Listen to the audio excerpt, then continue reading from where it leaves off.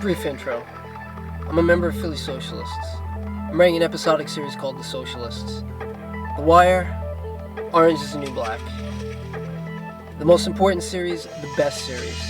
Before I get into my presentation, I want to address a recent New York Times article that Natasha Lyonne tweeted titled, How to Lock Up Fewer People. This will take about 3 minutes.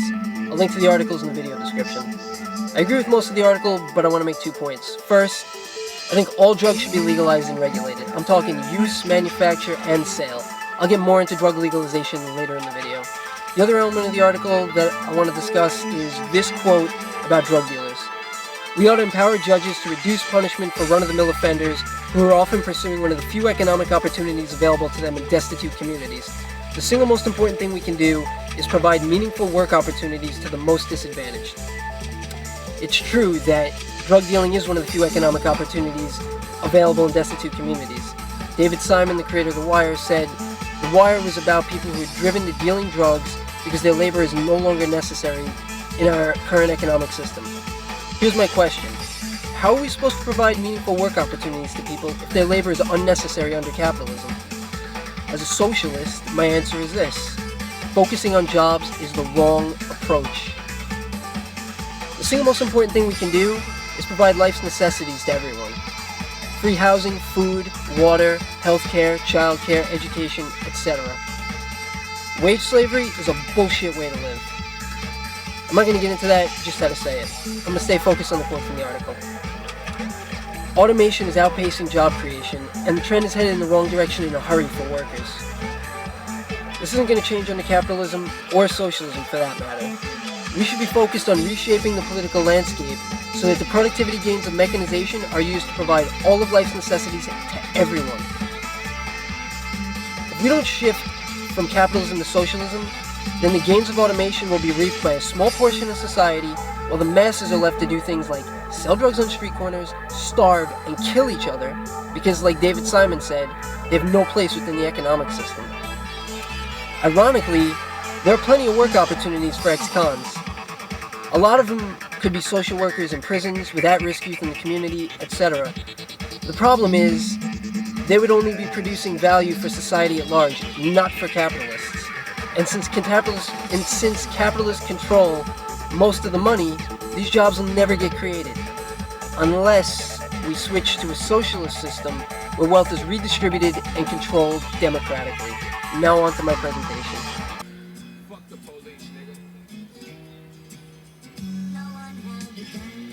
Philly Socialist has 3 core values: science, democracy, and human rights. I'll be focusing mostly on science with human rights implicit in a lot of what I'm saying. Here's an overview of the video since it's long and it'll give you a chance to decide what you want to watch, don't want to watch. For the main event, I'll be going through approximately 20 characters from Orange is the New Black in terms of why they're in prison, should they be in prison, and how might their lives be different under socialism. If you look in the YouTube video description, you'll see a timestamp next to each character. So if you're on desktop, you can click the timestamp and it'll take you to that part of the video where I discuss that character if you want to watch certain ones. If you're on mobile, you can't click those, doesn't work, so you'll just have to scroll to it, to the time that you want to watch. But before I get into that section, there's 2 segments that I have to go through to lay some foundation. I'll state my thesis for each one so you can decide whether or not you want to watch it, and timestamps for those will also be in the video description. The first segment is, what are the purposes of prison? My thesis is basically the right reasons to send people to prison are rehabilitation and incapacitation. If you don't know what incapacitation means in terms of prison, you should probably watch that segment. And the wrong reasons are deterrence and punishment. Deterrence is a tricky one because depending on your perspective, you can look at incapacitation as a deterrent or punishment. More commonly, punishment is considered the deterrent, so that's the angle I'm going to look at it from. The other segment is, and by the way, that segment should be about 4 minutes. The other segment, which should be about 3 minutes, is legalization of drugs. I've already stated my thesis on that, but I'll restate it again briefly. I believe all drugs should be legalized and regulated, use, manufacture, and sale. I'm also going to make a follow-up video about white privilege and Black Lives Matter. I was going to put it all in this video, but this one's way too long. So, white privilege will be about Piper's furlough, Black Lives Matter, Kind of cheating, but I'm doing it because I've seen people from the show tweet about it, so I know it's relevant and important to you guys. Speaking of which,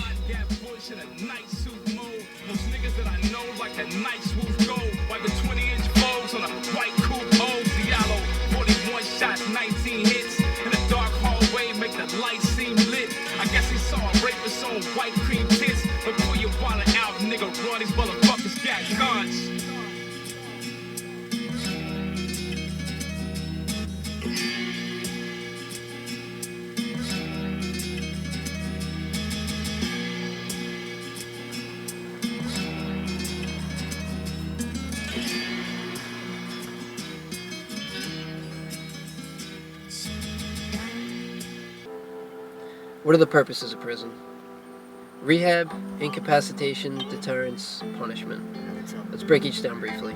Rehab, changing a person's behavior so they can be released without repeating their crimes.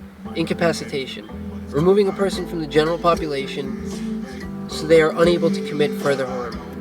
Deterrence, creating a disincentive for a person to commit crime. Prison sucks, I better not commit crime or I'll get sent there. Punishment, there are a lot of irrational reasons for punishment which manifest themselves as vengeance. The only rational reason I can think of for punishment is tied to deterrence. The harsher the punishment, the less likely someone is to commit crime. Theoretically. I'll get into that. Let's start with rehab and incapacitation. Pretty straightforward. I doubt there'll be much debate about this. These are the right reasons to send people to prison. We need to protect ourselves from people who've proven themselves to be harmful, and we should provide people every opportunity possible to rehabilitate themselves until we can be reasonably sure that they're no longer a danger in the general population. What does reasonably sure mean? Great question, one that I am ill-equipped to answer. The people who train to be social workers and psychologists are the ones who should be answering that question on a case-by-case basis. We need more of these workers, and we should value them more as a society. I'm looking at you, Healy. You just gotta get over that lesbian phobia, dude. Deterrence and punishment are where things get interesting. There's a study I'll be referencing from sentencingproject.org. The link is in the description. Very good study. One of the authors of the New York Times article that I referred to at the top of the video is actually the executive director of Sentencing Project, Mark Maurer. The gist of the study is that certainty of being caught is a deterrent, severity of punishment is not a deterrent. In other words, the more likely you think you are to get caught, the less likely you are to commit crime. However, the harshness of punishment has little to no effect on your likelihood to commit crime. In fact, in some cases, longer prison sentences actually lead to a higher likelihood of recidivism.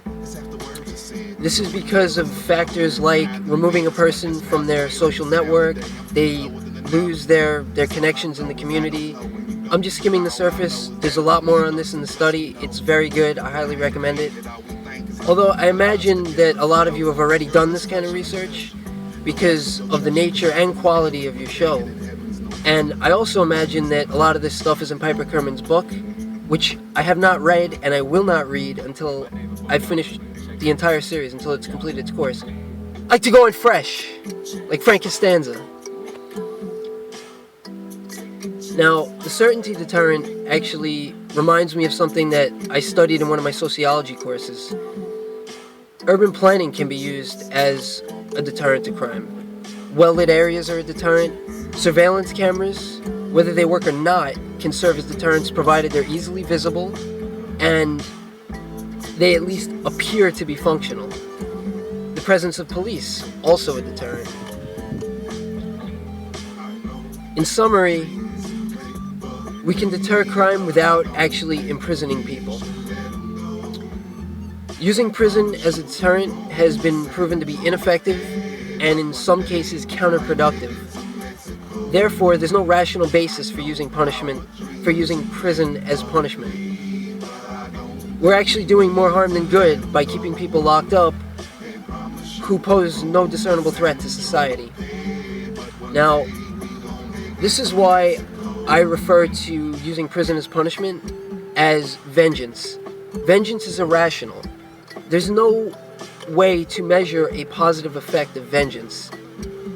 Can we say that the crime victims' happiness index increased from 47 to 64? We have no way of measuring that. And even if we did, is that something we should be placating as a society? Shouldn't we be focused on rehabilitating criminals so that we can reap any potential future gains and future contributions that they may have to society? Let's talk about drug legalization. When was the last time you heard of someone from Coors killing someone from Budweiser? How about a shootout between members of Burger King and McDonald's? But before I go any further, let's listen to Tony Iommi, alright?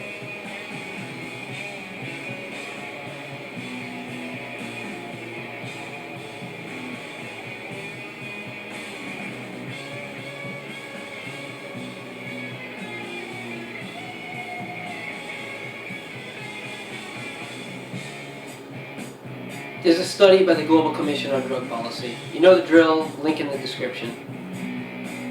Members of the Commission include former presidents of Chile, Brazil, Portugal, Mexico, Colombia, Switzerland, Nigeria, and Poland.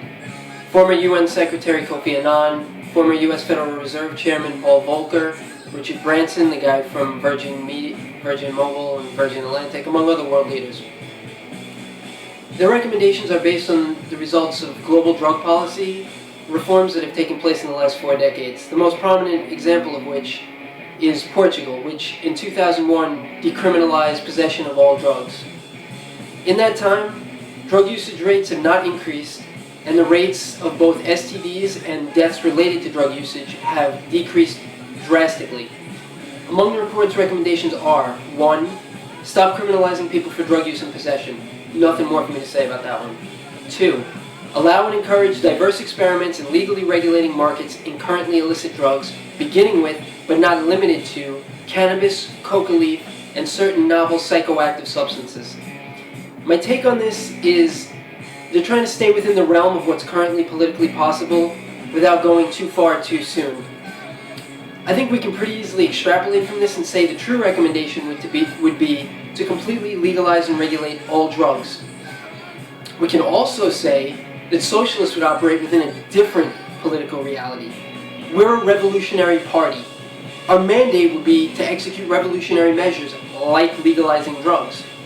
The third and final recommendation from the study is reduce the power of criminal organizations as well as the violence and insecurity that result from their competition, both with one another and with the state. Let's go back to my original examples about Coors and Budweiser and McDonald's and Burger King. Alcohol prohibition led directly to violence. If you legalize and regulate an industry, you eliminate the black market and the violence associated with it. And if you want to argue that beer and fast food are different because they're not dangerous or harmful, I disagree. Alcohol is a drug. People die from alcohol poisoning and drunk driving. And how about those sodas that fast food places serve with their meals? I saw this TED Talk by this woman about nutrition. She had a foot-long sugarcane stick. I don't know, foot-long, you get my point. She said that there's 6 of these in one 20-ounce Mountain Dew. We have a diabetes epidemic in this country because people are consuming more sugar than their bodies can process. These sodas should be regulated and come with warnings just like heroin should. If you drink this soda, you're entering a world of pain. You can't board it, it gets upset. Its hair falls out. Walter, fucking dog, has fucking papers. Welcome to the main event. Let's go. Daya and her mom, Aleida. Well, first of all, if drugs were legal under socialism, what they were doing wouldn't be illegal and they wouldn't be in prison. Pretty simple. It'd be a more legit business also, most likely, and they wouldn't be running it out of their house. So Daya and her sisters wouldn't be exposed to all that shit. And it would also be really tough for them to stay in business because it would be heavily regulated. And if you look at heavily regulated markets, generally you have a few big companies rise to the top, and I'll tell you, there's a lot of people on the left you hear complain about, you know, big corporations and they're the problem, whatever. I'm not necessarily against big companies, especially in certain industries where it makes sense to have it kind of, you know, monopolistic. And I think the heroin and cocaine and all those kinds of things, those drugs, it wouldn't be such a bad thing to only have a few companies rather than have a bunch of mom and pops making it out of their kitchen. So they probably wouldn't survive, I think, in that world with their business. Like, the guy who's running it, I forget his name, but yeah, he's selfish and he wants to be rich. And, you know, Aleida, I would say, she's very self-involved. She's not a good mother. But also, the culture could change, you know, it would change. It would just take time under socialism. Like, the materialism that's so rampant in our society, it would over time fade. It's not going to go away overnight, even after you implement a government. That stuff takes time, but the culture and the political system feed off of each other, you know. Like, Hollywood is funded by the people who run the economic system, and you're going to get culture produced that represents their interests and their values. So over time, if the wealth gets redistributed, the culture is going to represent more voices and a more socially equal perspective. The other thing I had on this is that how exploitative, whatever the word is, the relationship is between Aleida, her family, and the guy who's running the drug manufacturer out of their kitchen. She gets a bunch of material goods like handbags, maybe to drive around in a nice fancy car or whatever, and this guy gets to make a shitload of money, and he's at the top of the pyramid there, or, you know, pretty high. I'm sure he answers to other people, but he's getting way more out of it than she is. You know, she's taking all the risk, and as you can see, she ended up in prison, and so did her daughter, because they were running the thing out of their kitchen, even though this other guy was the guy responsible for it. So she's being completely exploited, but she's either too dumb or too blind to realize it. And, you know, I hate to be so critical like that and be negative about a person, but I don't like Aleida. I really don't. I like most of the characters on the show, but, and I'm not saying I don't like the actress or the acting. I think the character, for what it is, she does a great job. Like, that's just not a likable person that she's playing, as far as I'm concerned. Next up is Alex. I think her life would be pretty similar, actually, under socialism, because let's just say that even if it was here, you're not going to have complete global socialism all at one time. So you probably have something where the places where drugs are legal and you have socialism, the drugs are going to flow to places where drugs are still illegal. And I would guess there are probably places that would still have capitalism, because capitalists benefit from drugs being illegal and from the prison system. So I'd say she would be a smuggler until we had global socialism. And as far as what motivated her, like, she wanted to be rich, I think, similar to Johnny Depp in Blow, George Young, where you saw when he was a kid, he was like, you know, he saw kind of his parents being lower working class or whatever, and he's like, I never want to live like that. So he was determined. And I think for her, we saw with the Payless shoes or whatever, right, for Alex, I think she's kind of, that's part of her desire, is to not be poor when she grows up. So with socialism and people, first of all, not being so poor, but I mean, she's not even like that poor necessarily, I would say. But still, there wouldn't be as much social pressure. Again, this is something that would evolve over time. But yeah, I think it's less likely that she would get involved in this, because really what Alex is motivated by, like, in her heart, what she wants to do seemingly is, what is it, do ecstasy with three strangers on a beach in Cambodia, right? So I think that would kind of capture her, and she wouldn't be as likely to do it, but she still might, because she loves traveling and she still, whatever, might want more for herself. Next up I have Piper and Poussey. There's a lot I could say about both of them. Neither one of them should be in prison. Piper, who knows if there was still, like I said, Alex was still doing what she was doing. Maybe Piper would get, you know, caught up in Alex's manipulations and still do what she did. But the way it went down, like, drugs would be legal here. So the only way I could see Piper going to prison, it would be a pretty draconian socialist government. And I have to say, I have to, you know, be honest and be fair-minded. A socialist government is not 100% guaranteed to be a good government. You can have a bad socialist government. You could also have a great socialist government. But I think most likely a socialist government would be good. But let's just say under like a bad socialist government, you can have a policy where it's something like, you know, there are other countries that are, you know, capitalists and they keep drugs illegal because of what I was talking about. And they could do something where they're like, well, she was doing trade with these other countries, so it's basically like an economic crime that we're going to imprison her for, because, you know, we have sanctions and you can't do business with other countries. Now, I wouldn't be in favor of that. That would be bullshit, but it could happen, potentially. I don't think it would, though. So most likely, Piper would have done what she did, and she wouldn't be in prison. And Poussey, I mean, we don't know why she's in prison, but I'm going to make the assumption that it's for selling weed, because that's what's been suggested on the show. Although I know you guys, you do a great job with, like, sometimes you totally fool us with, like, Morello, right? You thought she was an erotomaniac, or, no. You thought it was for the mail order fraud, but it turns out she's an erotomaniac. Like, who saw that shit coming, right? Like, I definitely didn't. It was great. So, who knows what'll happen with Poussey, but she shouldn't be in prison. Now, here's why I'm putting the two of them together. It's because I think both of them would make great counselors, great social workers in the prison. And this is my thought on it. I think that, well, let me just pose this as a question, really, for the real Piper, actually, if she watches this.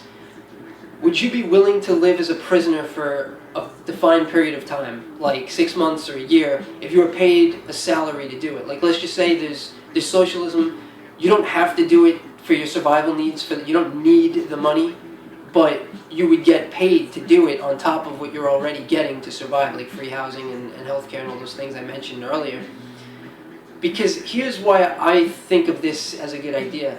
I think for other prisoners, they're not going to see you as an equal, and they won't have as much respect for you as a counselor unless they see you living under the same conditions as them and not getting any special treatment, which is very important. Like, if you can just come and go as you please, like Healy, you know, he comes in 9 to 5 or whatever his hours are, he can leave. Like, he's free to go. They're not going to see him as the same, as living under the same circumstances. So I think if you could actually have people like Poussey and Piper, who both are like great leaders. I mean, Poussey is amazing. Like, I don't want to shortchange her at all because I'm tying her in with Piper. Like, she's the leader of the Black Girls as far as I'm concerned, and I think that'll happen in the 3rd season.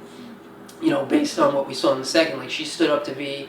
She didn't get caught into peer pressure or anything. Like, she was always like the strongest one, the toughest one mentally, and you could see that, like, she's a really good role model for Watson. So,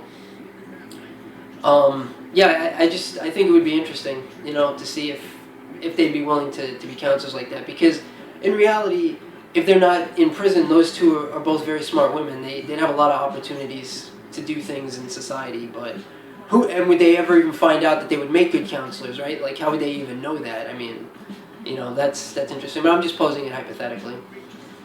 Next up, I have Taystee. She's less likely to be an orphan, first of all, because there would be lower rates of death.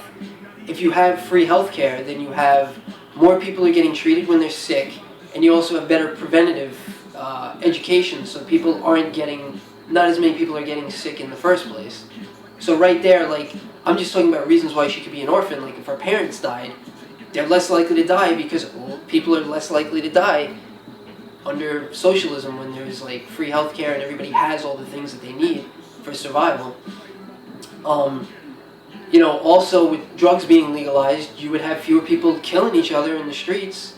You know, you would also have fewer people getting locked up, and I'm going to get into this in a second. Let me just go into this other little thing that I have here.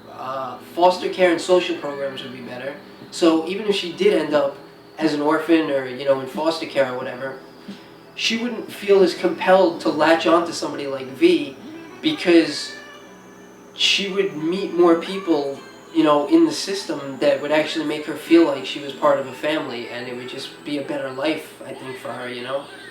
I mean, again, it's not like guaranteed automatic, but it should lead to that. The probability would be higher, and things would be better for her. Now, what I was going to say, what I kind of started on and paused myself was, it's related to Black Lives Matter. And it's that if you legalize drugs, right, you get the violence down. You also get the police to stop fucking with black people, right? Like, the drug laws are incredibly racist.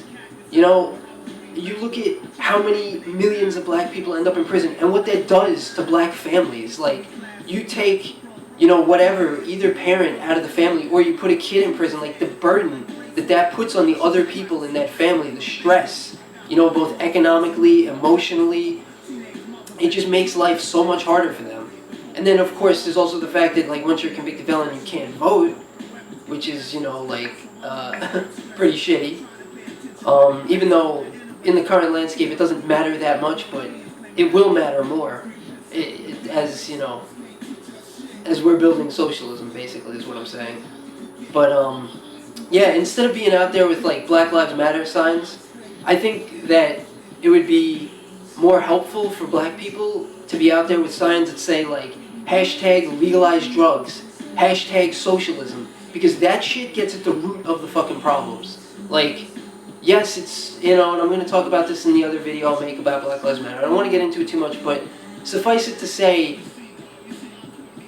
being out there and saying Black Lives Matter isn't really doing anything. Like, you legalize drugs, you're changing lives for the better for, like, millions of black people. And the same thing with socialism. Like, you give them the resources that they need, and they will then be able to build themselves better lives. Yeah, not too much more for me to say on that one, really.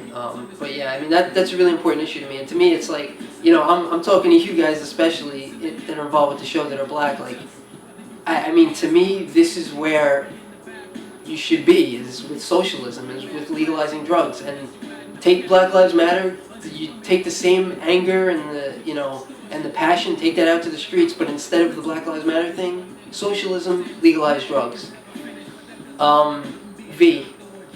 V, I would say, is less likely to become a sociopath, because I think that overall, like I've been hinting at and saying, society would improve based on the economic conditions and the political conditions being better for people. People would have more time to work on human relationships and how they treat each other. Like, if you're living paycheck to paycheck, you don't have time to think about that kind of shit. About, like, how can I be a better person? How can I be more respectful? How can I take the time to listen to somebody else's perspective, put myself in that person's shoes? You don't have time to think like that because you're just, you know, you're just chasing the wheel. Like, and I think, you know, the things that lead to sociopathy, or to be the kind of person that V is, it's very complicated. I mean, it's you know, it's deep. It's a person who's affected by their genetics, biology, and also by their environment. And I think probably the biggest environmental factor that shapes what people become and their personalities is how you're treated by other people. And like I'm saying, I think human relations would improve over time under socialism. So based on that, I think it's less likely she'd become a sociopath.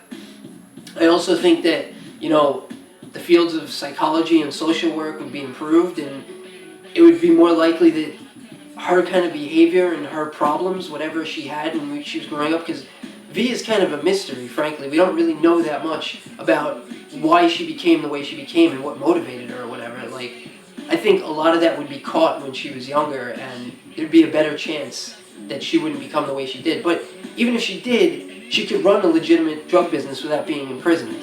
And, you know, similarly, Taystee could work for her and not be a criminal also. Tricia. Now, the way that she got arrested, I would assume it was for the stealing. Very strange situation.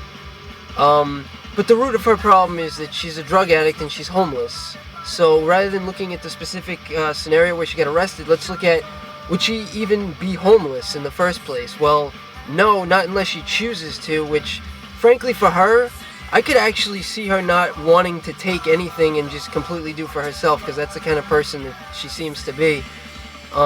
Which I respect that a lot, and, you know, in a lot of ways I'm like that, but I think if you're kind of brought up in a society where everybody is treated that way and everybody gets housing and food and all that stuff, I don't really think she would rebel against that and try to be homeless. Now, the other question is, is she better off being in prison or in a drug rehab center, clinic type thing? And I think the answer to that is pretty obvious. If you look at Alcoholics Anonymous, Narcotics Anonymous, and these types of groups, the real efficacy of these groups, the strength of them, is that they get people together who have shared common experience, who can talk to each other about similar issues that they've had in their lives, and it gives them people who care about them, who are willing to listen to them talk about their problems. And I've read about this stuff, that it's actually, that's no matter what the type of group or whatever, and what steps they have or whatever, the real strength is in them being able to talk to each other and having people that care about them. So she belongs in rehab, not in prison. And also, yeah, one other thing is, she became friends with Nickyyy, right? What a shock. You know, two ex-drug addicts with shared common experience in the same environment and setting, they become friends with each other, right? It makes sense. And that's why rehab makes sense for people, to be with other people who have shared experience. Okay. That's a little loud. Let's go down a little bit there, but Nickyyy. Now, I think this is the appropriate time for me to mention that I don't actually have a subscription to Netflix, so I've never actually seen the show. Now, there's these things that I hear about called, torrents? You guys know about this? You heard about this? You know, the only torrents I ever heard of was a city in Los Angeles that the Abramowitz family was talking about moving to. Fucking David Krumholtz's Tidy Whitey's business. You know, so, I don't know, but now that that's out of the way, let's actually talk about Nickyyy. Yeah, we don't actually know how she ended up in prison. Most likely drug related, but we don't know what she did or whatever, so I can talk about her in the abstract. We'll learn in season 3, but we don't know yet. I would assume we'll learn in season 3 anyway. So the concept I want to talk about with her is, how do we handle, in, let's say, under socialism, drug legalization, where you would probably have something with the regulation where it's like, you'd have a heroin shoppy, you know, with the extra PE at the end, for some reason, and right next to it you would have whatever, a methadone clinic or a rehab center, and you'd have like people who would probably stand right outside the shoppy, the heroin shoppy, and they would talk to you and talk to people going in or whatever and try to discourage them or try to, you know, engage them in conversation to help them so that they're not doing heroin anymore or whatever. But still, you could have rich drug addicts who could very easily get the stuff delivered to them. It wouldn't be hard, you know? They just don't feel like going down there and dealing with that shit, so they just pay an extra fee. Somebody goes, buys the stuff, brings it to them. Now, here's the thing. What if that person, like, has no friends, right? Like, it's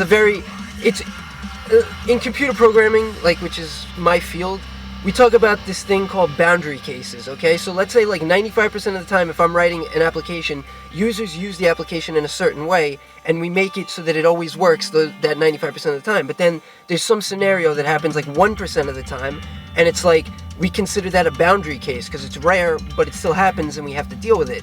And this is something in society, I would say it's a boundary case. It's like a rich person who can just sit and be holed up and get the drugs delivered to them, and let's say they have no friends. I mean, very rare, but it could happen. How as a society do we reach out and deal with that person? Like, that's a really tough one, you know? That's an open-ended question. I don't actually have an answer. I'm just posing it because I think it's interesting to think about.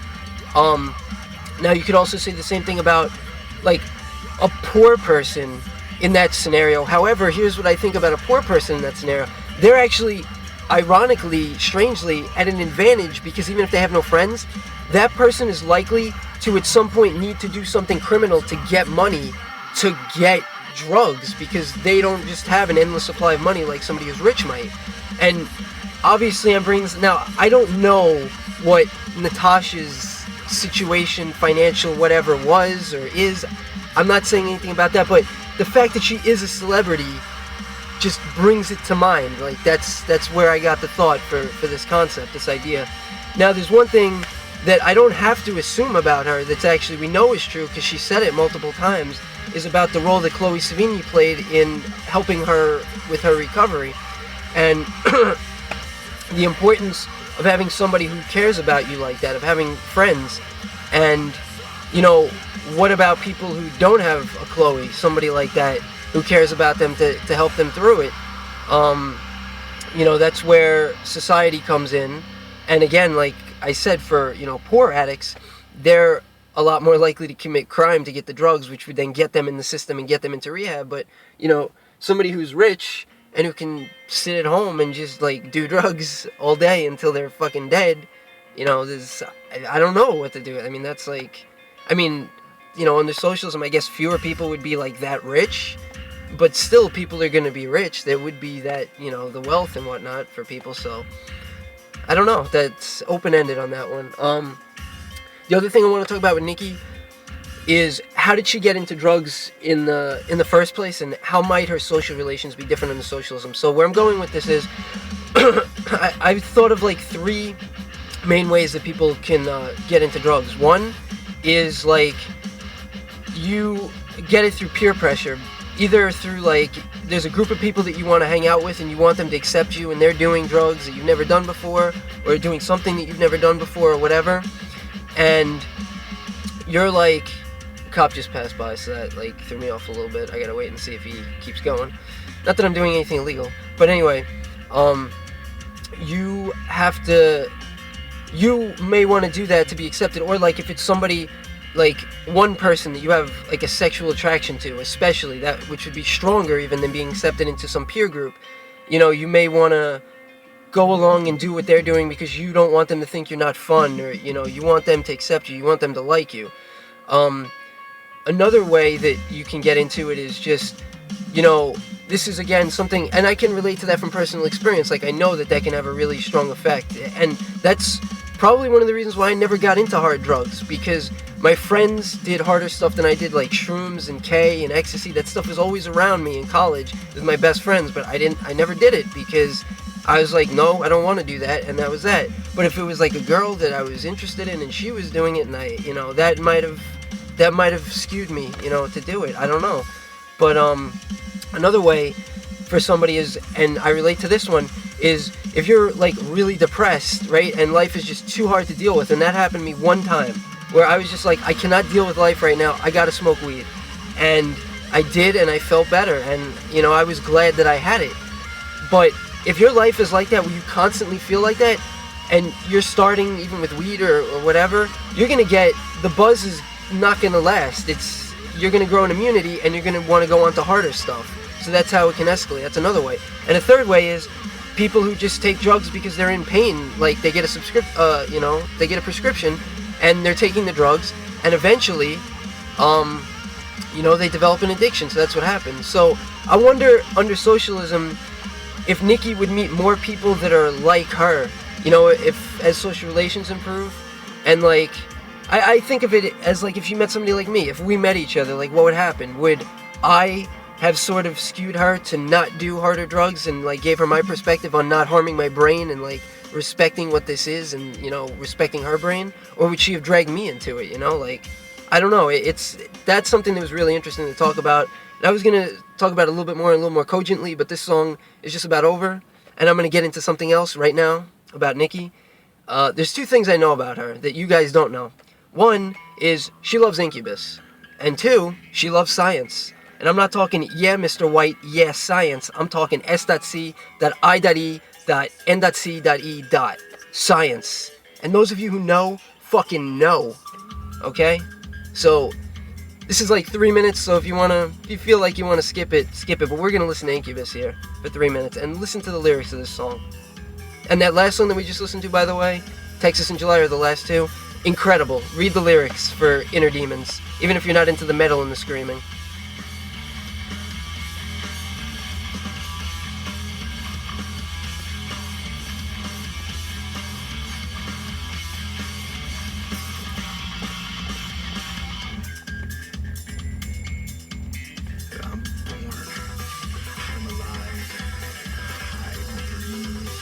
In a moment or two I realize the sphere upon which I reside is asleep on its feet. Should I go back to sleep?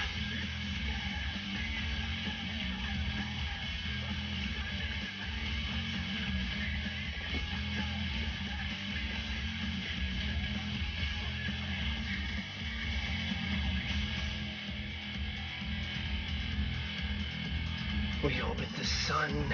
I grow up. My open eyes see a zombified, somnambulous society, leaving us as vitamins for the hibernating human animal. Do you see what I mean? You stare at me like I'm a vitamin!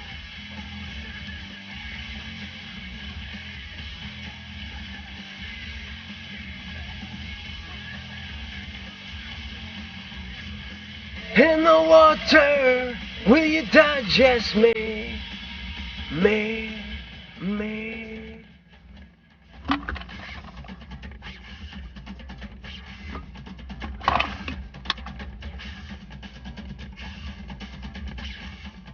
Guess I'm clear of those cops, by the way. They didn't come back.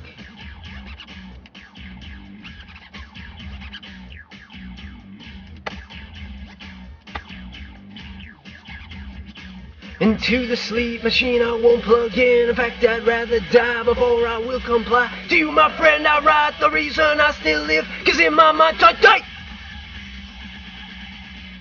Coming closer to another 2,000 years. You and I will pry the closed eye of the sleep machine.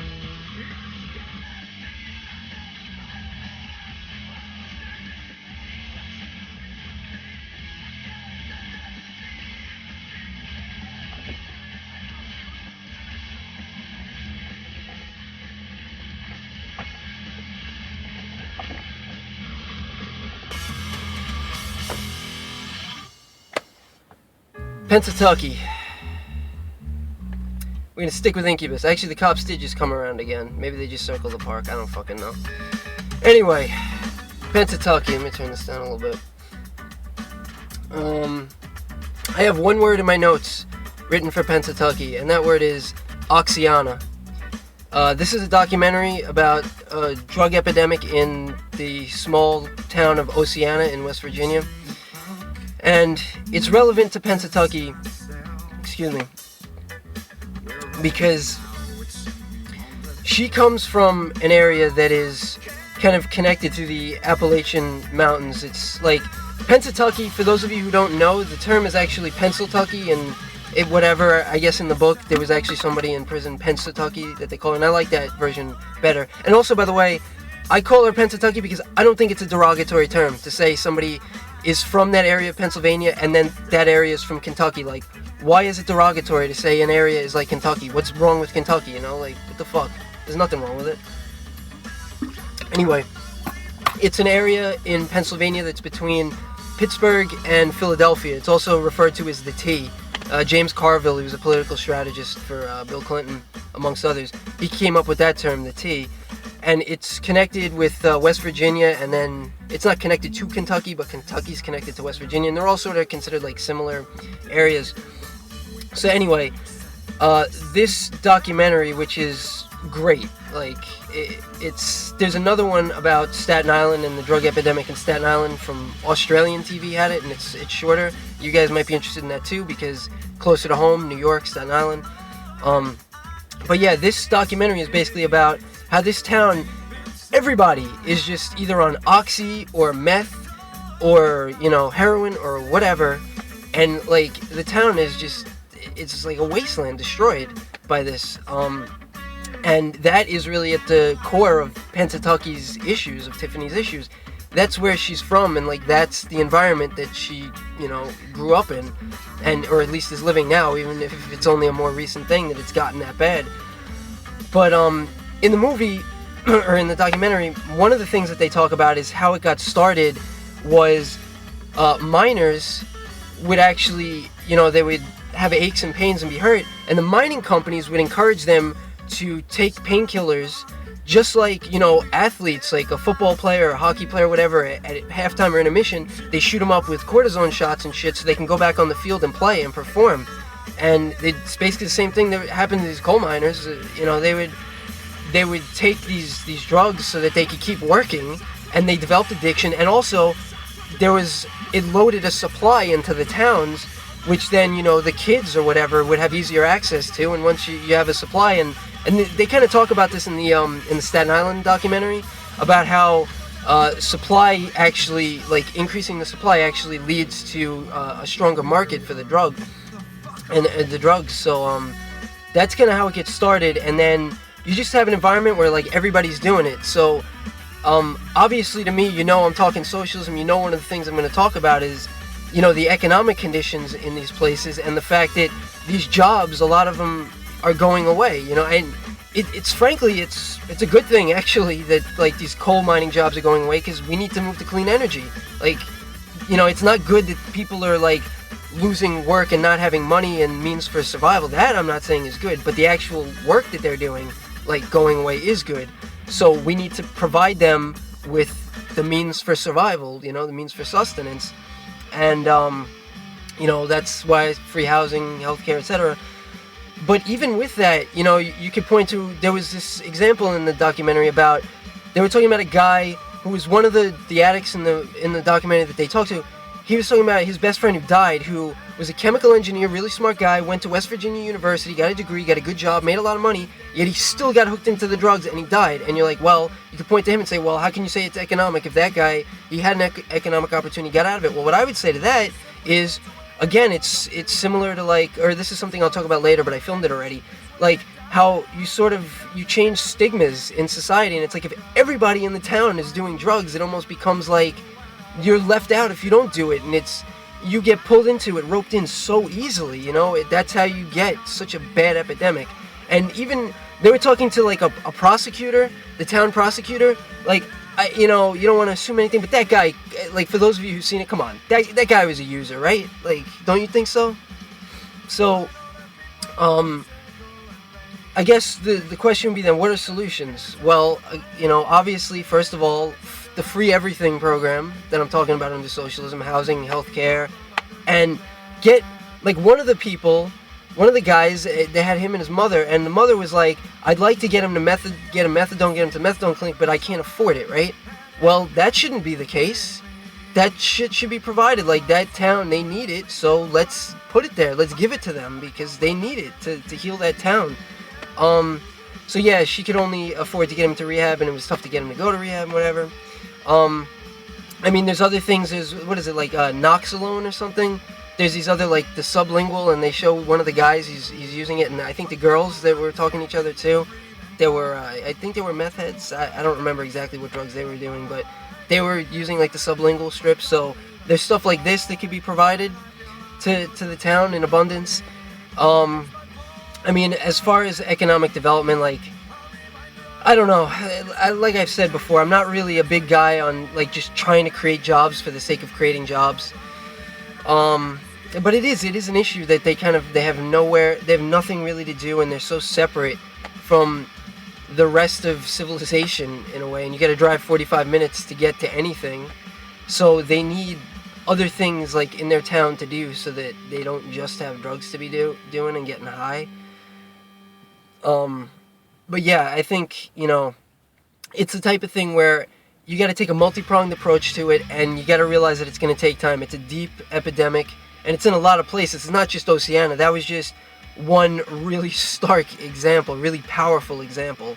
But it's all over the place, all over the region, and there's other places in the country that it's like that. I mean, Staten Island, it's not as bad, but they were saying in the documentary about Staten Island, I think it was like 2 or 3 times as common as like the average in the country, which shocked me. I'm from Staten Island. I didn't know that. But yeah, it's a multi-pronged approach. I guess this cop just keeps circling the park. This is the 3rd time I've seen this guy. But yeah, I think that pretty much is it about the sort of background for Pennsatucky. I feel like I should talk a little bit about the character itself, since, like, Taryn Manning, like, I gotta say, I was thinking about this last night, like, Taryn Manning and Uzo Aduba, if that's how you pronounce her name, I've never heard it pronounced before, but those 2 performances in particular, I mean, there's a lot of great characters on this show, so many great performances, such a great cast, the best cast that's ever been assembled in anything I've ever seen, by far, no question. But those 2, Taryn and Uzo, I was thinking, like, those performances by the actors is, like, in a class with, like, Heath Ledger's Joker. I mean, really, like, so good. The range that she goes through.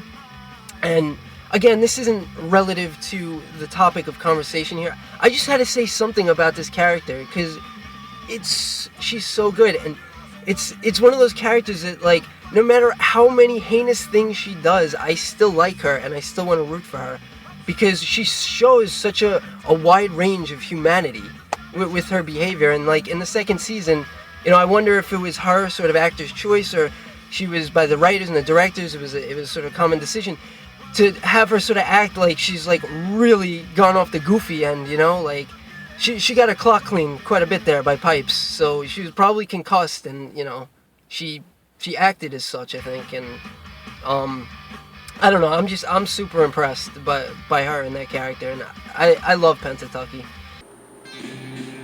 Gloria. She's in prison because she accepted food stamps and she provided things she wasn't supposed to be providing for food stamps, like liquor, alcohol, whatever. So, first of all, under socialism, she probably wouldn't run a bodega because she wouldn't need to do that for her family. She would, you would imagine, be able to do something with her talents and abilities, more like being a chef in like a good restaurant, a kitchen, or whatever. Now, under socialism, guaranteed income or food would be given out rather than food stamps, most likely. Food stamps, that system requires a lot of bureaucracy and it's very wasteful. It would be much easier and better to just provide people directly with food or with money that they use to spend on food or whatever they want. And if they choose to spend it on alcohol instead, so be it. You know, I mean, you would hope that they wouldn't, but it's stupid to have this whole bureaucracy set up and where, like, she's gonna, get thrown in prison because she took food stamps and gave somebody liquor instead of food. It's bullshit. Now, guaranteed income, I'll talk about this just briefly. Basically, it's the way to provide all those things I was talking about before, free housing and whatever. It's you give people the money and they then use the money to spend on those things. Or you give people the stuff directly, like housing and food and whatever, which is more where I'm at, but it's a lively debate that's going on right now. It's in its infancy about whether we should be doing a guaranteed income or providing the services and things directly to people, or some combination, which is probably what it'll end up being eventually. Yeah, Gloria is my comrade. That's kind of a non sequitur there, but yeah, she is. She is so fucking awesome. Like, I could see her organizing Latinos and just being like, you know, we have to unite instead of resenting each other. Like, you have racism amongst, you know, Latino groups and shit. You have like Puerto Ricans, for instance, here in Philly. I'm new to Philly, but from what I hear and what people tell me, you have Puerto Ricans that have lived here for a long time, and then you have like the Dominicans are coming in and they're new, and then the Puerto Ricans will resent the Dominicans, whatever. Gloria would be like, we gotta stop that shit, you know. She'd do that thing, fucking love it, and you know, she'd be such an awesome leader. Like, I could see her on a shirt. She got the chef's hat on. She got the arms crossed, meat cleaver like hanging out of one of her hands, and you see it on her side, and the shirt just says "Viva la Revolucion," because Gloria is the shit. Love her, so awesome. Also, I was going to mention her when I was talking about Piper and Poussey, because Gloria would make a great counselor as well. She's such a great role model for the Latinas in the prison. Morello. I'd have to know more about her family and like what illness does her mom have, do her father and her brother work, to sort of get to the core of like what's going on with her.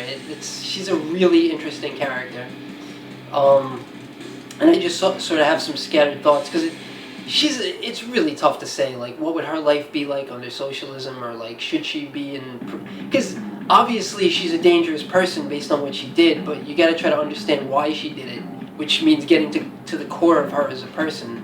So I theorize that a strong component of erotomania is an unmet need for love. I doubt this is anything groundbreaking. It seems pretty logical, right? So in Morello's case, it's mixed with difficult family circumstances that she wants to escape. So she creates her own reality, right? She creates the reality that this guy loves her, and she creates this sort of, reality where she's lost probably in the world of like celebrity and all that kind of stuff in West Side Story.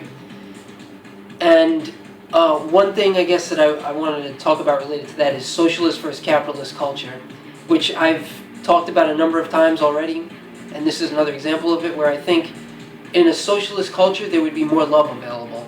Like capitalism, what it tries to sell to people and promote is for you to buy their shit. Like it tries to give women a negative image of themselves so that they'll go out and they'll buy these products because it puts money in the pockets of the capitalists. That's what it's all about. Under socialism, with things I mentioned before, it would improve human relations. So even if she's got these problems within her family that she wants to escape, she's more likely to meet people that would love her and that would give her what she needs, that unmet need for love. And the one question that I sort of put here, which is whatever, I just want to say it. Will Nickyyy give her the amount of time and love necessary to keep her in reality? That's the question that I think we'll see answered or whatever in one way or another in season 3. It's like Nickyyy, if she really gives her the attention that she needs to Morello, I think that can actually help keep her in reality. But is Nickyyy going to be willing to do that is the question. It's a lot of work. So who knows? But I hope she does. If they were real people, I would hope that would happen because, I like Morello, but it's a sad story. Suzanne, also known as Crazy Eyes. I prefer to call her Suzanne. Again, she was probably the toughest one for me to figure out what to say about her. Like, I really struggled with this one. The best thing that I could come up with was this concept of, do we need to protect society from her or her from society? Like, if she's in school and she's going to be getting made fun of, she's a very sensitive person. That's kind of the sense I get about her. She takes that stuff to heart, like, really, and she can snap and whatever based on that kind of stuff. So, are we doing society a favor, or are we doing her a favor by keeping her away from society? And I'm not necessarily saying by keeping her in prison we're doing her a favor, but maybe, like, the whole idea of having her in school and being like all the other kids, maybe that's not right. Maybe she does need specialized attention because she has a heightened level of sensitivity, and like it or not, people are shitty and they're going to make fun of her when she's amongst the general population, especially of kids. And that's going to be really hard on her, and I don't know. I don't know what the answer is, what the right approach is. I mean, it's just, under socialism, I guess the best thing I could say is, again, there would be more work, more opportunities, jobs, whatever you want to call it, for people to work and like as social workers and more teachers. So there'd be more of an opportunity to have specialized attention for Suzanne rather than having her kind of left to the wolves and being out amongst the general population. Even though it's a great concept and it's like, yes, we want her to be able to be with everybody and be just another person, and we want everybody to be able to treat her like she's just a regular person, but also to understand that she's different in some ways, and it's good to try to understand that and respect it. But I don't know. She's just a really tough one to talk about. I couldn't just skip her because she's such an important character on the show, such a standout. Like, I had to go through it, but it was tough for me to really say anything. So that was the best I could do, honestly. Sophia. Okay. So Sophia commits credit card fraud to pay for her gender reassignment surgery, okay?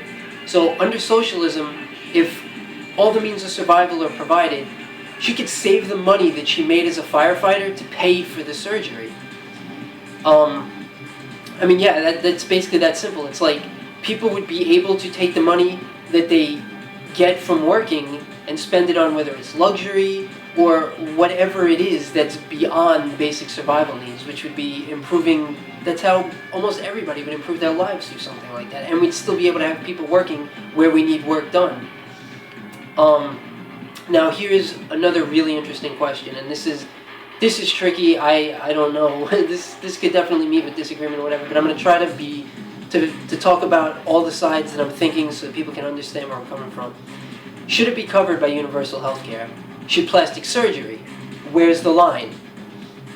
So, here's one thing. There'll be less of a survival need for plastic surgery since survival needs are provided. Now, what do I mean by survival need for plastic surgery? I'm talking mostly about women here, that women feel like they need to look good to get work, to get jobs. Especially in the industry you guys are in, it's like a large part of it is about how you look, you know, Hollywood, entertainment. Now, if your basic survival needs are provided, you don't have to feel like, well, I gotta look good to get this job because I need the job to support my family, to support myself. It's like, you know, you can, if you want more for yourself, yes, you can still do that. And yes, there will still be pressures to do that kind of stuff, but, you know, it won't be as strong and it won't be a survival thing. So there's that. Now, back to the questions that I asked about universal health care, plastic surgery, and where's the line. I think as a society it makes sense to prioritize based on the resources that you have. So, you know, if we have the resources to deal with things like cancer and heart disease and the things that plague the largest portion of the population, that's where the priority has to be. That's where the spending and the labor. I mean, even more than talking about spending, we're really talking about labor. We're talking about work. We're talking about doctors and scientists and engineers and nurses, like people that are directly involved in actually doing the work to solve those problems and to help people, you know, through those issues and those illnesses. So it's, under socialism, I think it's kind of a combination of like, we look at statistics and we look at like, you know, what are the diseases that are affecting the most people and the problems, and that's where we devote the resources first. That's the priority. And at the same time, I think people like doctors and scientists and stuff would have more autonomy to pursue what they want to pursue. So I think naturally that would lead to more people working on the stuff that affects the most people, because people, like, if the most people in society are affected by cancer and heart disease, then you take a random person who wants to be a scientist or a doctor, and they're going to know people who are affected by those things, because that's just what the statistics are. That's just the math. Like, you know, so I think that's kind of what would happen from that. And ideally, all of this stuff would be covered. You know, if we had infinite resources and infinite labor or infinite technology that, like, you could just go press a button and boom, you got gender reassignment cert, like, it just does it. Like, wouldn't that be fucking awesome? That's why, like, as socialists, we're so into the idea of, like, automation, because stuff like that would be possible, you know, potentially down the line. Like, you know, people see the bad side of it. Well, that's the good side of it. That's what's, you know, possible. And, you know, just when I said where's the line, I was thinking of things like, what if, like, if a person's born with, like, 9 fingers, right? Do we cover getting a 10th finger attached because that makes them quote-unquote normal? You know, to, like, what we consider the standard human body? Like, what is that? You know, do we set what a standard is for, like, what people should have? Is it, like, what if somebody wants an 11th finger grafted on? Then we say, well, that's not standard, so we're not going to cover that. But if you want a 10th and you only had 9, we do cover that. You know, it becomes, like, a very... It's a tricky question, isn't it? Like, where do you decide, like, what we should be covering and whatever? And I just think, again, the best way to approach it is prioritizing. And it's not at all a value judgment about gender reassignment surgery. It's like I said, if the resources are there and we have people willing to work on it, like, by all means, do it. It's just, you got to prioritize, too. So, you know, I hope that I came across as fair in the way that I analyze this, but, yeah, that's Sophia. Watson. The main reason why she's in prison is because men are intimidated by strong women. Her unmet need for approval is strong enough to make her dangerous, which is why, at least in the world of this series and the one that we live in, she belongs in prison, because that's an issue that needs to be dealt with. Now, I don't see that under socialism, men being intimidated by strong women going away anytime soon. That's a pretty deep issue. As you probably gleaned from this video, I'm a fan. I like strong women, but that puts me in the minority of men. Yeah, it's just, she gets herself in trouble again because she gets in with V and the rest of the black girls because, you know, she feels like she needs the approval, and she gets herself thrown in shoe again. That's an issue she has to deal with. And I think Poussey is a great role model for her, to teach her to embrace the fact that she's a strong woman and to be who she is. And hopefully in the third season, that's what we're going to see. I suspect it's what we will, based on the way things went in the second season. Yogi Jones. It's tragic what happened, that she shot the kid and the kid got killed, but she doesn't belong in prison. She's not a danger to anybody in society. And if you look at the situation with what happened, under socialism and legalized drugs, how might that be different? How might that scenario play out differently? The land that she has, maybe they would make it so that it would be further away from residential property. Maybe it would be where she could actually go to the authorities for help with her problem with the deer, because she'd be running a legitimate business. She wouldn't have to operate in the shadows. She'd be able to communicate better with her neighbors about what she's doing, because again, it's legal, doesn't have to operate undercover. Now, one other thing that we should think about, or that I like to think about with her, is would she have gotten such a harsh sentence if she was growing okra instead of marijuana? Or if marijuana was legal and the same thing happened? And I would say definitely not. She got 8 years for this, right? I think that the judge is probably like, you were growing an illegal substance and you killed this kid, so there you go. When in reality, she's not a dangerous person. And again, if it was okra, I think it would be looked at more as what it was, which is just a horrible accident. Black Cindy. I'm going to actually reference something from the Sentencing Project study that I was talking about earlier. They talk about something, I forget exactly the terminology, but it's basically about the stigma of being in prison, and that the more people you know that are locked up, the less of a stigma there is. So actually by locking up a lot of people, it reduces social stigma for getting arrested. So that's what I sense with Black Cindy. It seems like, you know, a lot of her friends, people she knows, like, oh, you just got back from the joint, you just up for a bit, this person, that person. So it almost becomes something where it's like you feel left out if you don't get arrested and you haven't been to prison. So to her, it's no big deal to be stealing shit while she's working for the TSA. And, you know, if fewer people were in prison under socialism and legalized drugs, she would probably feel more like, say, getting sent to prison isn't so cool. It's not such a popular thing that happens to everybody. You know, maybe I shouldn't be stealing shit as a TSA agent. I mean, if she even works in that job, because she might not if she has what she needs for survival, and her relationship with the kid might be different, or with her mom. I mean, that's a whole other situation, which I didn't really prepare anything on, and now I'm thinking about it. Maybe I should have, but I'm not going to go into it because I'm not ready to. And the one other thing I have on her is she needs to mature. I mean, again, in the world of this show and that we live in, she does belong in prison. But I don't really know, in terms of other characters she could relate to on the show, how they could help her. But I think if somebody were to counsel her and tell her, like, she could be a comedian or an entertainer. That's her personality. She's funny. She's smart. She's shown that she's intelligent. You know, she could do that. She just needs to be guided in that direction by somebody she would respect. But who knows? She seems to not respect anybody. She's pretty interesting in that way. I like her, but still, she's got a lot to work on. Claudette, Miss Claudette, played by Michelle Hurst. I mention that because I'm actually going to talk about the actress first.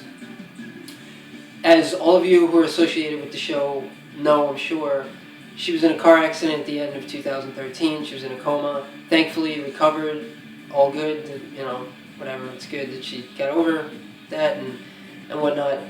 But what I saw when I was researching this, and I didn't know about any of this until recently, until I was researching her character, is that her family and fellow cast members took to social media to raise $25,000 for her and her medical care. Now, first of all, under socialism, universal health care, that would not be necessary. Why should that be necessary? Nobody should have to do that. It should just be something like that happens to you, you get the medical care that you need. It's not a debate. That's just the way it is. Like, why should it be any other way?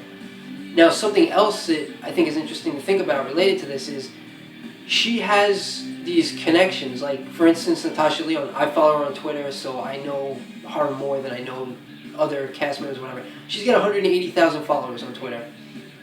That's quite a network to tap into to raise funds. What if, instead of being an actress on a show like this, she was just some random person, right? And this happened to her. How much more difficult would it be for her and her family to raise that money?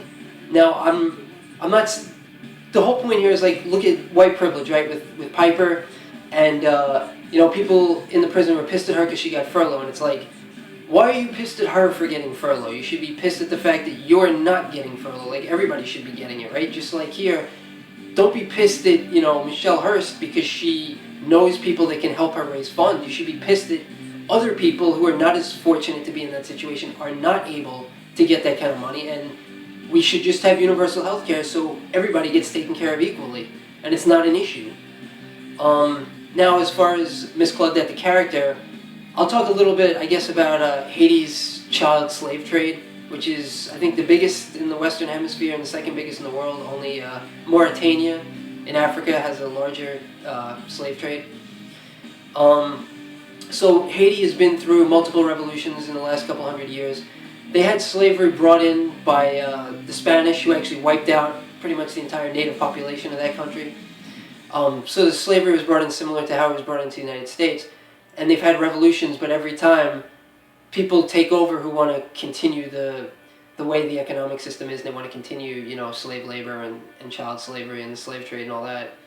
So the question really becomes, that I want to address a little bit, is like, let's say the United States is socialist and Haiti is still the way it is, and we want to help, you know, the plight of the people there and the child slave trade. And you start asking, like, well, does it have to be done through the United Nations if there's going to be some kind of military intervention? You know, is it something where it's like, because if you got a bunch of socialist countries, a bunch of capitalist countries all in, you know, the UN, and the capitalist countries are going to be benefiting from the slave trade, and they're not going to want to intervene, so does it become then you just sort of form your own coalition separate from that? Or is it you just decide as the United States on its own to take action? So a little bit about kind of theoretical changes to the way the military works would be, you would have something where use of force, the use of military be authorized by the government and the governed, which is the people of the country. You know, it's such a big decision that really the decision should be made by everyone. But then, as a second layer, the people who are actually in the military who would be going to be involved in that, they would also have a vote as individuals whether or not they felt it was right or wrong for them as an individual to go and be involved, rather than them being forced to do it. Like, even though they sign up and they get the training in the military, you're not signing your life away. You know, you still have autonomy. You still can make a decision about whether or not you think what they're trying to make you do is right or not. So yeah, I don't really know. That's such a hypothetical, and it's so hard to address that. But it seems like, you know, what they need is socialist revolution in Haiti, but they also need it to be the right revolution, because they've had a bunch of them and it hasn't worked out for them. And that's, you know, realistically, revolutions don't always work out. Lots of times they don't. Most of the time they don't. That's why we don't have global socialism. Fischer, the only guard that I'm actually going to talk about, like, officially in this kind of structure. Would she even work in the prison? You know, she just finished paying off her Kia, right? Maybe she would work in the prison or at Fairway or Safeway, whatever that place is in Red Hook in Brooklyn, where Piper couldn't remember to take her reusable bags out until after Fischer had bagged everything. Like, come on, Pipes, you gotta get your shit together. You gotta have that shit, like, on top or on the side of your cart that you're holding. So you take it out first thing, the checkout person gets it, boom. We all know this. You know better. I know you know better. Come on. But anyway, would Fischer have these jobs? I mean, maybe she wants a Kia and she needs the money to buy a Kia and she could get a job, but she wouldn't need to work in these places for as long. There also wouldn't be, in terms of her actually being a guard, let's just assume she becomes a guard and works in the prison, there wouldn't be the same pressure on her to be tough on the inmates. Like, you wouldn't have Caputo and Fig crawling up her ass telling her, like, these women are fucking criminals, whatever, you know? It'd be more like, you're treating them as human beings. They're here to be rehabilitated, to have their behavior changed, you know? You're not trying to be, like, draconian or whatever. You're treating them the same as you treat people in regular society. The only difference is they're just not allowed into regular society because they've proven themselves to be dangerous, and until they can prove otherwise, they need to be, you know, incarcerated so they can be rehabbed. Yeah, that's Fischer. The Golden Girls.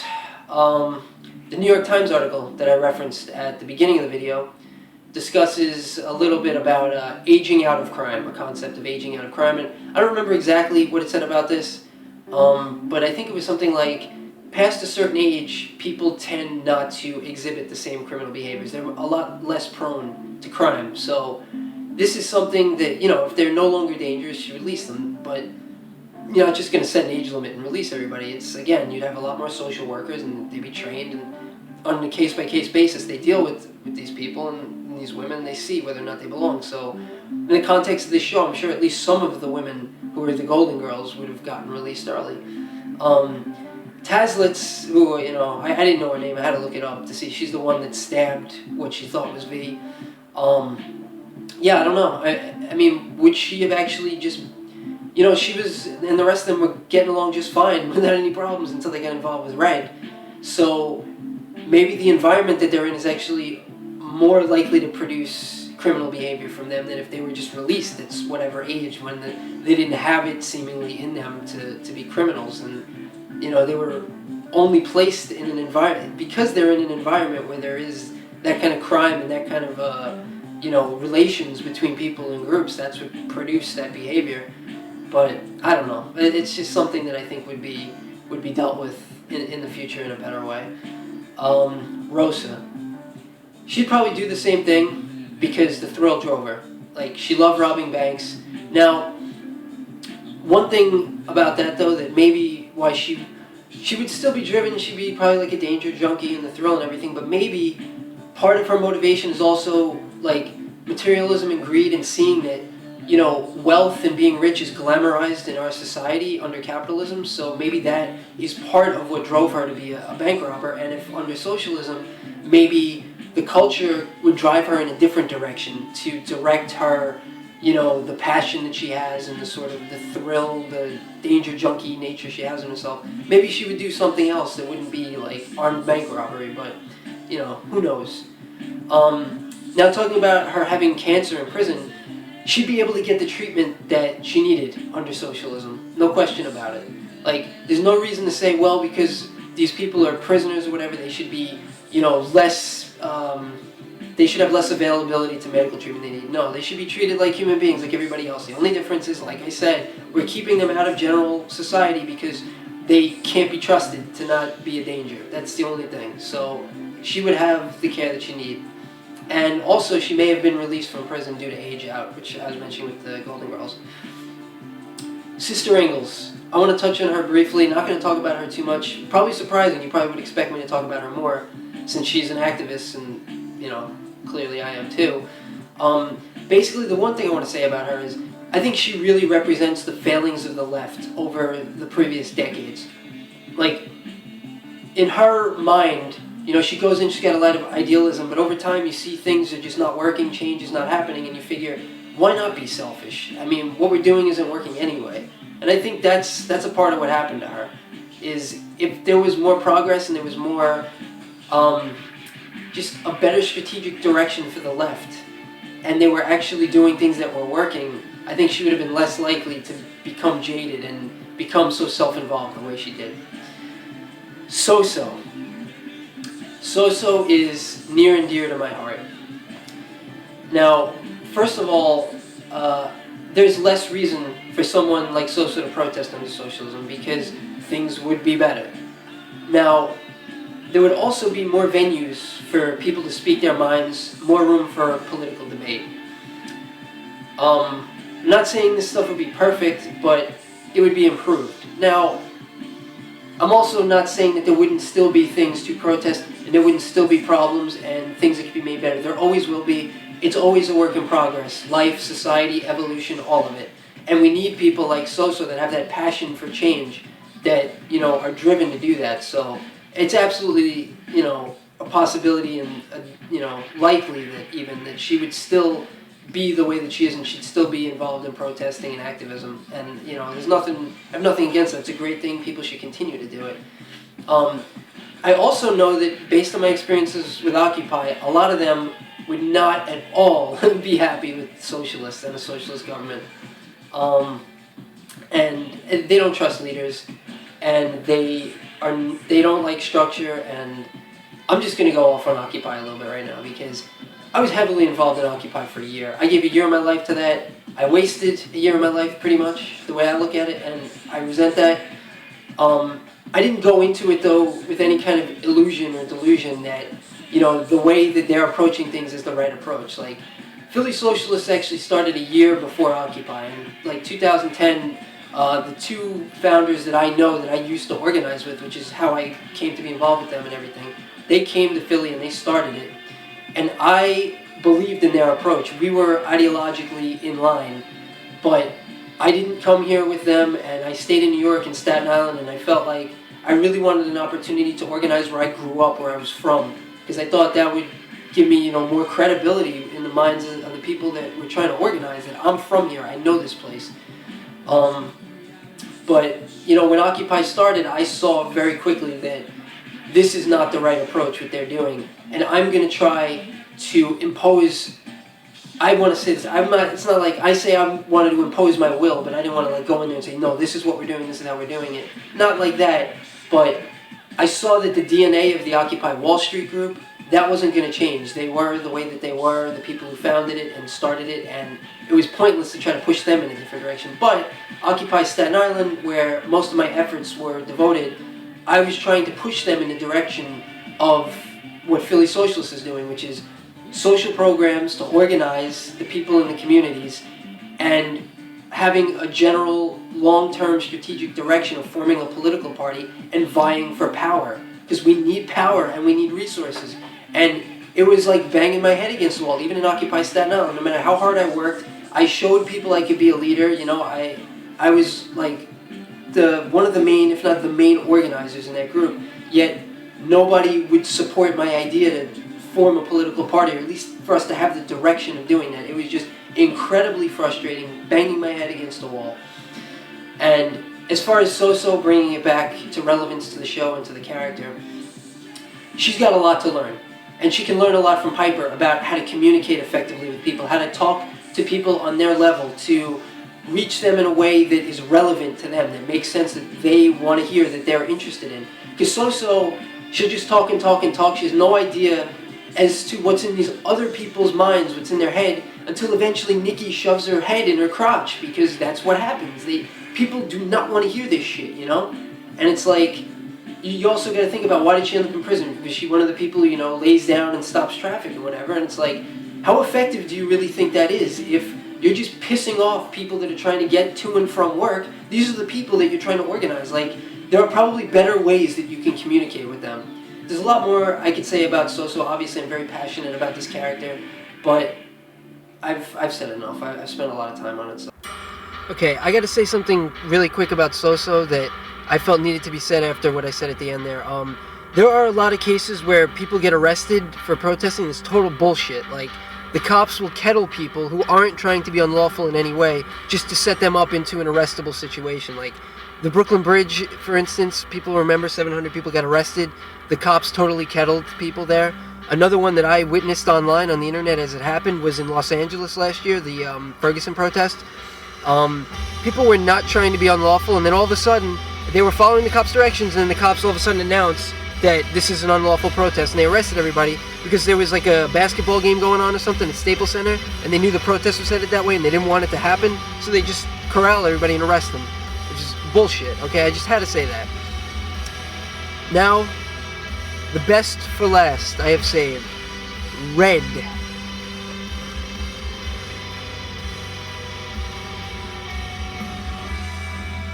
Okay, Red. She's less likely to envy the rich wives because, well, for one thing, I'll talk about in a second, they're less likely to be rich wives, but even if they were, she'll have everything she needs for survival for her and her family. She won't feel like she has to make the bread to get by, you know? Like, fucking, there are the people that make the bread, and there are the people that eat the bread under capitalism. Under socialism, everybody eats the bread, okay? And the people who make the bread are the people who want to make the bread. Or, they're the people who get paid to make the bread so that they can have luxury, you know, if there's not enough people making the bread, which, frankly, I think there would be plenty of people making the bread. I think a lot of people like to cook and like cooking for others, you know? It's just they don't want to be forced to do it, you know, and have to bust their ass like Red does, and then have to see these women come in with, like, their jewelry and their fake tits and this bullshit. Like, You know, I understand why she's angry, totally. But under socialism, she wouldn't feel the same way, I don't think. So yeah, why I think that they might not be rich wives is this. The men that they're attached to would have fewer black market activities to engage in the first place. Things like, you know, drugs being legalized, gambling, and sex work. Now, I'm not going to talk about gambling, but I'm going to talk a little bit about sex work. Like, how is this happening? How did this get into this video, right? Well, I'm going to talk about it. Prostitution should be legalized.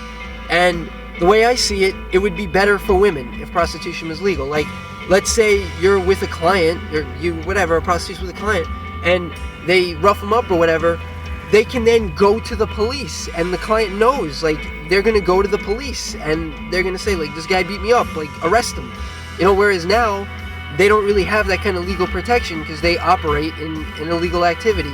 You know, it's not going to solve things like, you know, the sex trade and sex trafficking and stuff like that, but those are crimes that will always exist. But at least if you legalize things like drugs and gambling and all this other bullshit that cops are wasting their time on, the cops could actually be useful and spend their time trying to solve sex trafficking crimes, like things that they should actually be working on. And that would reduce sex trafficking. Like, put the police resources to those things that we need them working on, okay? Also on Red, I guess the last thing on her, I'm actually not saying that much about her, even though I'm saying she's the best character, but she could make her piroshkis because she enjoys it, because she wants to, not because she has to. And how do we know that she enjoys it? Well, she'd imagine the families laughing, talking, fighting. Let me get the mirror and the lipstick right. All while enjoying my piroshkis. Yes. So, that brings us to our conclusion. I hope you enjoyed it. Just some final closing notes. First of all, I want to apologize to Laura Prepon, or Prepon, however it's pronounced. Don't be offended that I don't know. I just heard it said as Prepon the other day. To me, it was Natasha Lyonne until like 4 months ago, and she's my favorite actor, okay? So, don't feel too bad about if I don't know how to say your name right. But, yeah, I want to apologize to Laura because that segment I did on Alex was fucking awful. I was terrible, so I'm going to correct that a little bit right now. What I meant to say was she could do something like work as a waitress for a month and save that money because she has everything else she needs for survival, so the money from waitressing she could spend directly on traveling for like a year or 6 months or whatever she can stretch out of that money. And I think based on that, she'd be less likely to become a drug trafficker. However, she still very likely could become one, you know, because she'd still be attracted to the lifestyle attached to it. Just there'd be other options that she could explore to live the life she wants to live. So that's what I wanted to say. I feel like that did not come across in that segment, and it was bad, and I had to correct that. One other thing that I wanted to correct is there was something in the Nickyyy segment that I was going to do, but I skipped over, and that filming ended up being like 20 minutes, and I'm not going back and redoing it, so I'm just going to do it right now. And it's repetitive, but I don't have a Netflix subscription, so I've never actually seen the show, like I said. How's that even work? You're head of electrical. Yeah, no, but how's that work? I just had to do that, okay? I had to. Now, final thing, to everybody involved in the show, I just want to say the cultural value of your show is tremendous. And it's so great to have, like, even more than, like, desegregating schools and having people that are black and Latin, Asian, all different, you know, races. I think it's more important to show sort of different classes and different types of people coming from different circumstances and scenarios. So this show that you guys are doing is incredibly important, and you're doing something so right. And, like, the only thing missing to me is the political component, but that's not your show. That's not what you do. You know, that's The Wire, and David Simon, frankly, got stopped before he could finish what he was going to do. He was going to take that shit all the way national, have Carcetti eventually go for the White House or whatever. So you guys are doing a great job. Keep doing it. I love it. I'm done here. I hope you enjoyed it. I hope you got something of value out of this. And we're done, but if you want to stick around for the next minute and a half or so, We're gonna listen to Red Forest by If These Trees Could Talk, so smoke this shit.